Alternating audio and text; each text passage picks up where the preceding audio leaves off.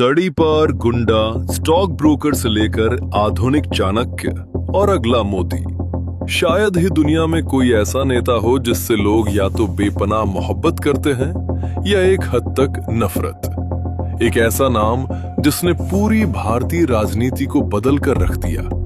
North east हो, बंगाल हो, कर्नाटक हो या फिर केरला, बीजेपी ने अपना राजनीतिक पैर उन जगहों पर भी जमाया जहां कभी सोचा भी नहीं जा सकता था।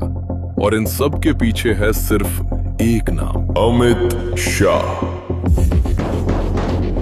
जिस कांग्रेस ने उन्हें जेल भेजा वो आज एक दो राज्यों में सिकुड़ गई है। जिस चिदंबरम ने उन्हें गिरफ्तार करवाया वो खुद तिहाड़ जेल गए। और जिस ममता ने मजाक उड़ाया उनकी सरकार 2026 में बंगाल से उखड़ गई।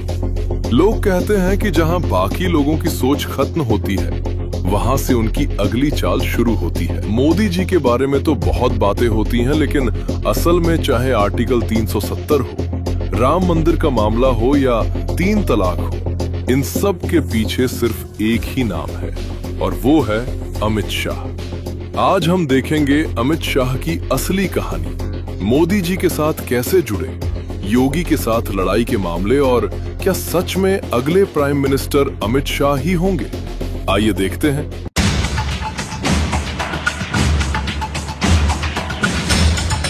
अमित शाह का जन्म 22 अक्टूबर 1964 को मुंबई के एक रईस गुजराती परिवार में हुआ, जिनके पूर्वज मानसा रियासत के नगर सेठ यानी नगर के सबसे बड़े व्यापारी हुआ करते थे।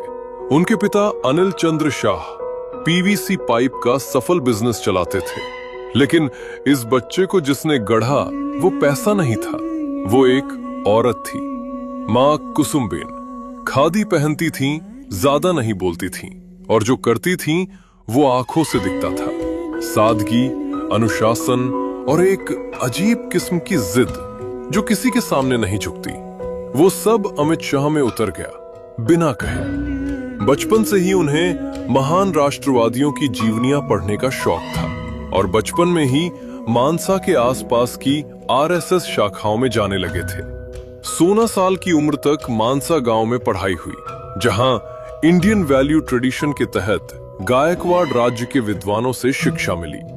राजनीति की शुरुआत किसी बड़े मंच से नहीं बल्कि गलियों में पोस्टर चिपकाने से हुई। 1977 में महज 13 साल की उम्र में पहली बार चुनावी पोस्टर चिपकाए थे। 16 साल की उम्र में परिवार अहमदाबाद आ गया और यहाँ सीयू शाह साइंस कॉलेज में बायोकेमिस्ट्री की पढ़ाई की।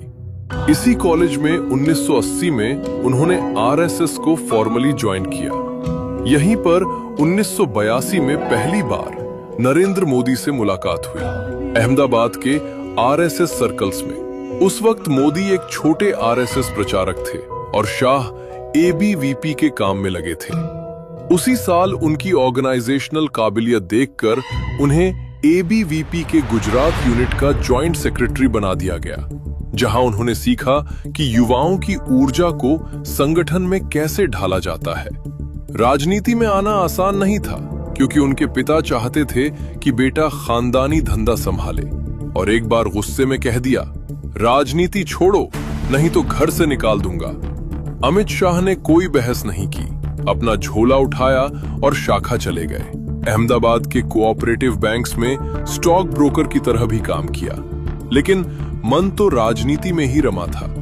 ये घर से पहला निकाला जाना था जिसने उन्हें भीतर से इतना मजबूत किया कि बाद में दुनिया का कोई भी डर उन्हें डरा नहीं पाया। बायोकेमिस्ट्री की पढ़ाई ने उन्हें हर समस्या को बारीक लेवल पर जाकर हल करने का फॉर्मूला दिया, और 1987 में उन्होंने औपचारिक रूप से बीजेपी की युवा शाखा भारतीय जनता युवा मोर्चा ज्वाइन की और अपना राजनीतिक सफर शुरू किया।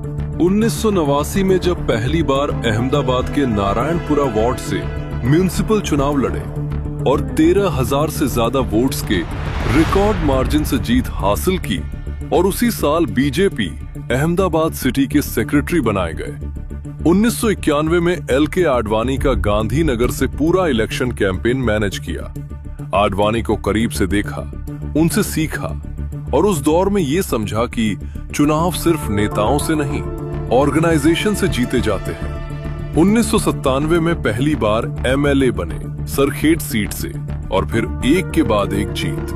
1999 में अहमदाबाद डिस्ट्रिक्ट कोऑपरेटिव बैंक की कुर्सी मिली, गुजरात का सबसे बड़ा कोऑपरेटिव बैंक। लेकिन अमित शाह के लिए यह सिर्फ एक बैंक की चेयर नहीं थी, ये कांग्रेस की आर्थिक रीढ़ तोड़ने का अवसर था।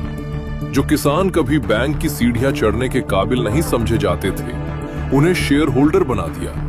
कांग्रेस के नेताओं को कोऑपरेटिव बैंक्स और गुजरात क्रिकेट एसोसिएशन से एक एक करके बाहर का रास्ता दिखाया, और यही वो तकलीफ थी जो कांग्रेस को सबसे ज्यादा चुभी। 2002 में जब नरेंद्र मोदी ने गुजरात में दूसरी बार गवर्नमेंट बनाई, तो अमित शाह को कैबिनेट में लिया और एक साथ 10 पोर्टफोलियो दिए। Home, transport, prohibition, law, excise, सब एक साथ। इतने पोर्टफोलियो एक मिनिस्टर को गुजरात के इतिहास में पहले कभी नहीं मिले थे। वो गुजरात के यंगस्ट मिनिस्टर थे और तेजी से मोदी के सबसे भरोसेमंद आदमी बन गए।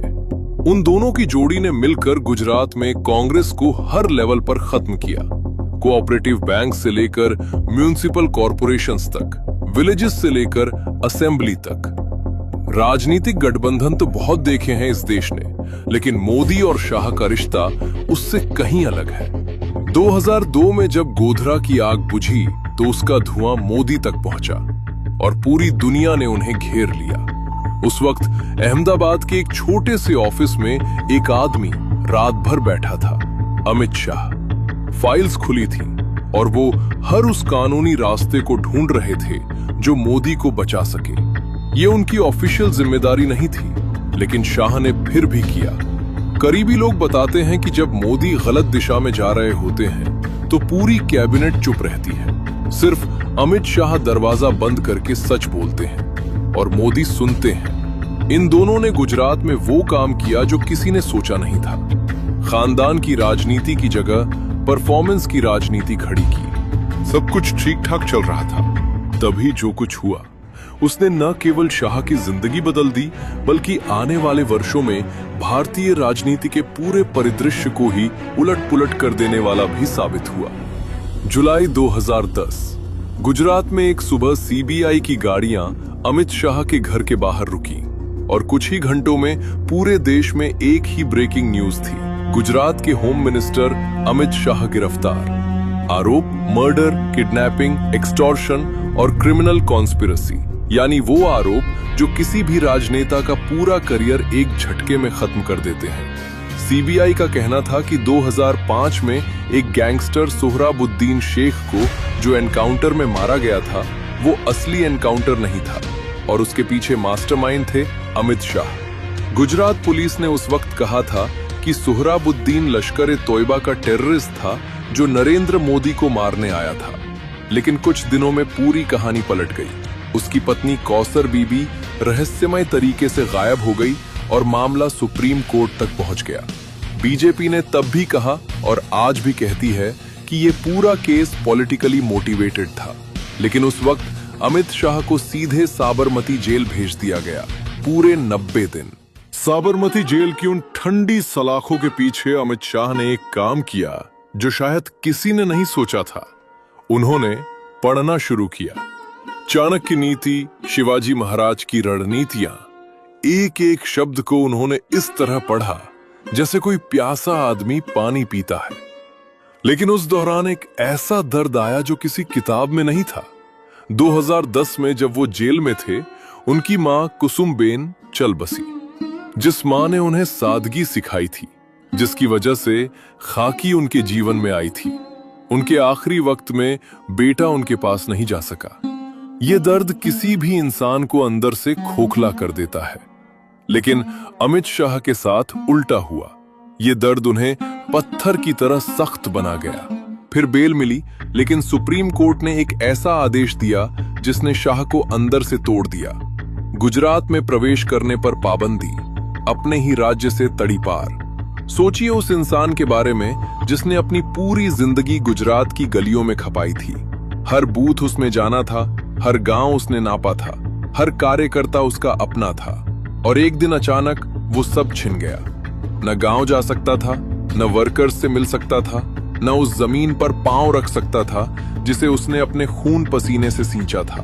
दिल्ली के गुजरात भवन के छोटे से कमरे में 2 साल तक अपनी पत्नी के साथ रहे। उस समय टीवी पर हर रात एक ही चेहरा था, अमित शाह का, लेकिन उनके साथ जो शब्द जुड़े थे वो किसी की भी रूह कांपा दें। Encounter specialist, criminal mastermind, Modi का गुंडा। इंग्लिश चैनल्स पर एंकर बड़े कॉन्फिडेंस से बोलते थे।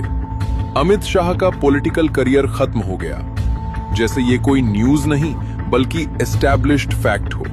और इस पूरी कहानी के डायरेक्टर थे पी चिदम्बरम, उस वक्त देश के होम मिनिस्टर। सीबीआई उनकी मिनिस्ट्री के अंतर्गत थी। उन्होंने शायद सोचा भी नहीं होगा कि एक दिन वो खुद उसी रास्ते से गुजरेंगे। वही गिरफ्तारी, वही जेल, वही तिहाड़ की कोठरी। वक्त का हिसाब बड़ा बेरहम होता है, लेकिन असली सवाल ये है कि क्या इतना सब सिर्फ सोहराबुद्दीन के लिए था? बिल्कुल नहीं। कांग्रेस को मोदी से नहीं डर था, कांग्रेस को उस इंजन से डर था जो मोदी को चलाता था। मोदी भीड़ के सामने खड़े होते थे, शाह पीछे बैठकर हर वोट की गिनती करते थे। मोदी चेहरा थे, शाह वो दिमाग थे जिसने 1995 तक गुजरात में कांग्रेस के अजय खाम फॉर्मूला को क्षत्रिय, हरिजन, आदिवासी, मुस्लिम तोड़कर रख दिया था। हर गांव में कांग्रेस के नेता को बीजेपी में लाया, हर जाति को एक धागे में पिरोया और 2002 तक गुजरात को बीजेपी का गढ़ बना दिया।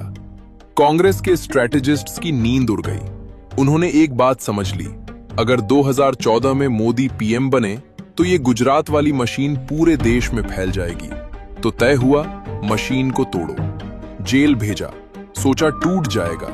राज्य से निकाला, सोचा बिखर जाएगा। मीडिया में रोज बदनाम किया, सोचा लोग भूल जाएंगे। लेकिन कांग्रेस भूल गई कि जो इंसान अपने पिता के घर से निकलकर शाखा चला गया था, उसे बेघर करना इतना आसान नहीं था। सितंबर 2012 में सुप्रीम कोर्ट ने पाबंदी हटाई। गुजरात के दरवाजे फिर खुले, लेकिन जो अमित शाह गुजरात से गया था और जो वापस आया, वो एक ही इंसान नहीं था। 2 साल की तड़ीपारी ने उन्हें जो दिया वो कोई यूनिवर्सिटी नहीं दे सकती थी। एक ऐसी आग जो बाहर से नहीं दिखती लेकिन अंदर से जलती रहती है।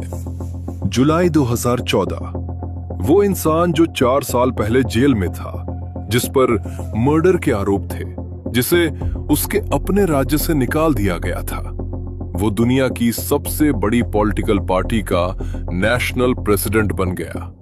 लेकिन अमित शाह ने अपनी कसम नहीं भूले थे। एक के बाद एक राज्य, पहली बार हरियाणा में बीजेपी की सरकार, 10 साल बाद महाराष्ट्र में वापसी, 2016 में असम में तरुण गोगोई की 15 साल पुरानी कांग्रेस सरकार खत्म, 2017 में यूपी में ऐतिहासिक जनादेश, 403 में से 312 सीटें, 2018 में त्रिपुरा में 25 साल पुराना लेफ्ट फ्रंट खत्म। पूरे नॉर्थ ईस्ट में एक के बाद एक बीजेपी की सरकारें। कांग्रेस के पेड़ एक एक करके गिरते रहे। एक वक्त था जब कांग्रेस के बिना दिल्ली की कल्पना नहीं होती थी। वही कांग्रेस 2014 में 44 सीटों पर आ गई। फिर आया मई 2019 और अमित शाह के हाथ में आई इंडिया के होम मिनिस्ट्री। उस चेयर पर बैठते वक्त अमित शाह के मन में क्या चल रहा होगा, ये तो वही जानते हैं। लेकिन जो लोग इतिहास जानते थे वो समझ गए, ये वही पोस्ट थी, वही ऑफिस, वही सीबीआई और ईडी जिनके अंतर्गत 2010 में शाह को जेल भेजा गया था। वही पावर्स, बस नाम का तख्ती बदली थी। चिदम्बरम की जगह शाह। और फिर अगस्त 2019 में जो हुआ वो काफी दिलचस्प था। 21 अगस्त को जब चिदम्बरम का एंटीसिपेटरी बेल रिजेक्ट हुआ तो वो अचानक गायब हो गए। पूरे 24 घंटे मीडिया ढूंढती रही, सीबीआई ढूंढती रही। अगले दिन वो कांग्रेस हेडक्वार्टर्स में खुद प्रकट हुए और प्रेस कॉन्फ्रेंस में बोले, मैंने कोई अपराध नहीं किया। उसके अगले दिन सीबीआई उनके घर पहुंची। मेन गेट बंद था। सीबीआई के एजेंट्स ने दीवार फांदकर घर में एंट्री की और चिदम्बरम को गिरफ्तार किया। 5 सितंबर 2019 को उन्हें तिहाड़ जेल भेजा गया। 105 दिन तिहाड़ में रहे। 2010 में चिदंबरम होम मिनिस्टर थे, शाह जेल में। 2019 में शाह होम मिनिस्टर थे, चिदंबरम जेल में। वही एजेंसीज, वही पैटर्न, वही दीवारें, बस कुर्सियां बदल गई थी। बीजेपी को 207 सीटें, टीएमसी सिर्फ 80। ममता बनर्जी खुद अपनी सीट हार गईं और उनकी पार्टी तबाह हो गई। बीजेपी के अंदर एक रिश्ता है जो दोस्ती भी है, प्रतिद्वंदिता भी है और एक अजीब सी राजनीतिक तनातनी भी। अमित शाह और योगी आदित्यनाथ दोनों ताकतवर हैं, दोनों अपनी अपनी जगह अजय हैं। लेकिन जब 2024 के लोकसभा चुनाव में यूपी में बीजेपी 62 से घटकर 33 सीटों पर आ गई, तो ये सवाल उठा कि क्या शाह और योगी के बीच तालमेल की कमी ने नुकसान किया। कहा जाता है कि कई सीटों पर योगी की राय को नजरअंदाज किया गया और वो सीटें हारी गईं। बीजेपी के अंदर फुसफुसाहट होती है कि अगर मोदी के बाद कोई पीएम बनेगा तो वो शाह होंगे या योगी, और यही सवाल इस रिश्ते को कॉम्प्लिकेटेड बनाता है। लेकिन पब्लिकली दोनों एक दूसरे की तारीफ करते हैं। खेल अभी जारी है और अमित शाह अभी सिर्फ 61 साल के हैं। शायद असली क्लाइमैक्स अभी बाकी है। अगर ये वीडियो आपको पसंद आई और आप चाहते हैं कि हम एक डिटेल्ड वीडियो बनाएं कि योगी और अमित शाह में से अगला प्राइम मिनिस्टर कौन बन सकता है, तो कमेंट में जरूर बताएं। जय हिंद।